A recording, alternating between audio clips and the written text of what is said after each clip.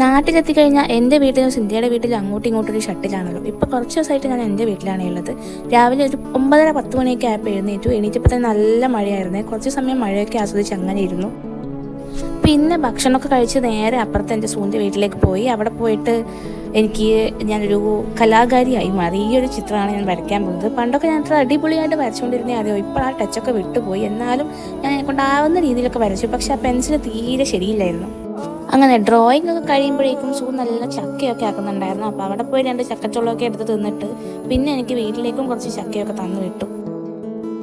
പണ്ടൊക്കെ 20 രൂപയുടെ കാർഡ് അടിച്ച് കിട്ടുന്ന 100 MB 1-2 ദിവസമൊക്കെ എത്തുമായിരുന്നു. ഇപ്പോൾ ഒരു 1 GB ഉണ്ടായിട്ട് പോലും ഒരു ദിവസത്തിൻ്റെ കാഭാഗം പോലും എത്തുന്നില്ല. അങ്ങനെ വീട്ടിലെത്തിയിട്ട് നോക്കിയപ്പോൾ നല്ല ചിക്കൻ കറിയൊക്കെ ഉണ്ടായിരുന്നു.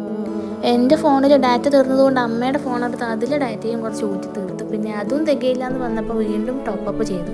അങ്ങനെ ഫുഡൊക്കെ കഴിഞ്ഞ് ഒന്ന് ഇറങ്ങി എണീറ്റപ്പോഴേക്കും എനിക്കൊരു കൊറിയർ ഉണ്ടായിരുന്നു. കൊറിയർ വന്നു. ഓണമൊക്കെ ആയതുകൊണ്ട് നല്ല അടിപൊളി ഒരു ചോക്കറായിരുന്നു വാങ്ങിയിട്ടുണ്ടായിരുന്നത്. ഇൻസ്റ്റാ പേജിൽ നിന്നൊക്കെ ഞാൻ ആദ്യമായിട്ടാണ് ഇങ്ങനെ ഒരു സാധനം വാങ്ങുന്നത്. അടിപൊളി ക്വാളിറ്റി ആയിരുന്നു, പറയാതിരിക്കാൻ വയ്യ. ശരിക്കും ഒരു ഒറിജിനൽ ഗോൾഡ് ആൻറ്റിക് പീസൊക്കെ പോലെ ഉണ്ടായിരുന്നു. കണ്ടോ, നല്ല ക്വാളിറ്റി ആയിരുന്നു. അപ്പോൾ ഇത് ഓണം ഡ്രസ്സിൻ്റെ കൂടെ ഒക്കെ ഒന്ന് പെയർ ചെയ്യണം. പിന്നെ ഇന്ന് വൈകിട്ട് എൻ്റെ കുടുംബക്കാവിൽ ഒന്ന് വിളക്ക് കത്തിക്കാൻ പോകണമായിരുന്നേ. അങ്ങനെ അതൊക്കെ കഴിഞ്ഞ് നേരെ ഞങ്ങൾ ബീച്ചിലേക്ക് വിട്ടു. രാത്രി അങ്ങനെ ചെറിയ തണുപ്പത്ത് ബീച്ച് നോക്കിയിരിക്കാൻ നല്ല വൈബ് ഉണ്ടായിരുന്നേ. കുറേ പേരുണ്ടായിരുന്നു. എൻ്റെയൊക്കെ ചെറിയ കുട്ടിക്കാലത്ത് അങ്ങനെ അധികം ആരും പുറത്ത് രാത്രിയൊന്നും പോകാറുണ്ടായിരുന്നില്ലല്ലോ. പക്ഷേ ഇപ്പോൾ എത്ര ആൾക്കാരെ രാത്രിയും പകലൊന്നും ഇല്ലാതെ ഫുൾ വൈബാണ്. അങ്ങനെ അതൊക്കെ കഴിഞ്ഞിട്ട് നേരെ ഫുഡ് അടിക്കാൻ വേണ്ടിയിട്ട് പോയി.